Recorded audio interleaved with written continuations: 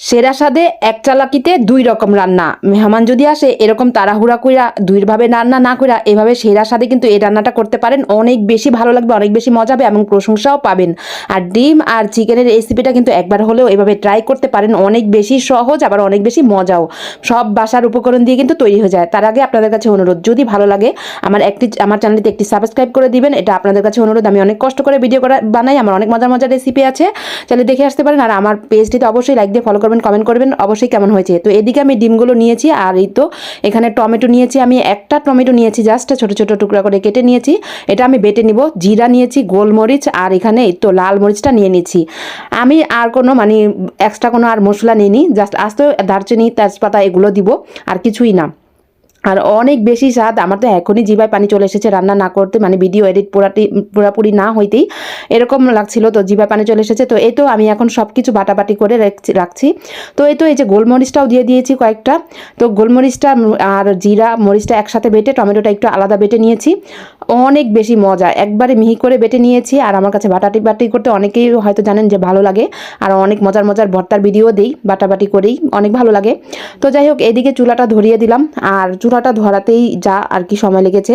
চুলাটা ধরাতে পারলেই কিন্তু আমার ভেজালটা অনেকটাই কমে যায়, কারণ যেহেতু মাটির চুলা। আর এদিকে ডিমগুলো ভেজে নিচ্ছি একটু হলুদ আর লবণ দিয়ে, জাস্ট এমনভাবে একদম লালচে করে ভাজা লাগবে না, যেহেতু এটা রান্না করব এমনিতেই লালচে হয়ে যাবে। তো এভাবে কিন্তু রেসিপি ট্রাই করতে পারেন যদি হুটহাট কোনো মেহমান চলে আসে, এভাবে ডিম আর মুরগির রেসিপিটা এভাবে রান্না করলে দুইটা আবার আলাদা ভাবেও দেওয়া যাবে, তারপরে দুইটা রেসিপি হয়ে যাবে একসাথে।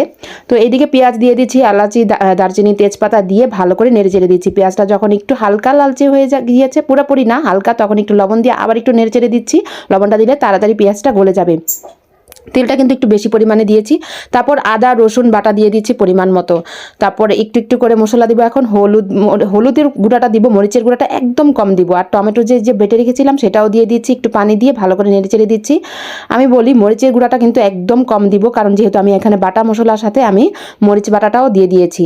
তো এই তো হলুদের গুঁড়া দিচ্ছি এখন, তারপরে একটু মরিচের গুঁড়া দিব হালকা, বেশি না, কারণ যেহেতু মরিচ বাটা অলরেডি দেওয়া আছে।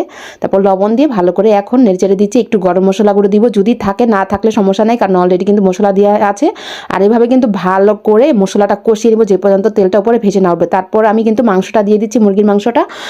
চাইলে দেশি মুরগি বা আপনারা ব্রয়লারের মুরগি যে কোনো মুরগি নিতে পারেন, সমস্যা নাই, আমি তো ব্রয়লারের মুরগি দিয়ে রান্না করছি। তারপর এটা কিন্তু অনেক মজার একটা রেসিপি, কালারটা কিন্তু এখনই দেখেন অনেক সুন্দর একটা কালার এসেছে, অনেক ভালো লাগবে এভাবে রেসিপিটা।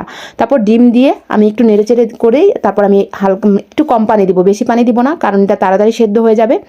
তারপরে একটু নেড়ে চেড়ে যখন একটু তেলটা উপরে ভেসে উঠেছে, একদম আলতো আলতো করে নেড়ে দিতে হবে, যেহেতু ডিমটা ভেঙে যাওয়ার সম্ভাবনা থাকে। তারপর পানি দিয়ে দিচ্ছি, বেশিক্ষণ আর কষাইনি, পানি দিয়ে দিয়েছি, পানি দিয়ে পরিমাণ মতো পানি দিয়ে আর বেশিক্ষণ নাড়াচাড়া করা যাবে না, এটা এমনিতেই হয়ে যাবে। তো আমার রেসিপিটা ভালো লাগলে কিন্তু অবশ্যই আমার চ্যানেলটি সাবস্ক্রাইব করে দেবেন, আর কেমন হচ্ছে অবশ্যই কমেন্ট করে জানাবেন। তো এদিকে আমি সব কিছু রান্না হতে হতে আমি সব কিছু পরিষ্কারও করে ফেলি, এটাই আমার কাজ, আমার ভালো লাগে। তারপর ডিমটা আমি আলাদা করে ফেলবো এবং আমি চিকেনটা আলাদা করে ফেলবো, দুই রেসিপি হয়ে গেল, এক ডিলে দুই পাখি মারা যাকে বলে।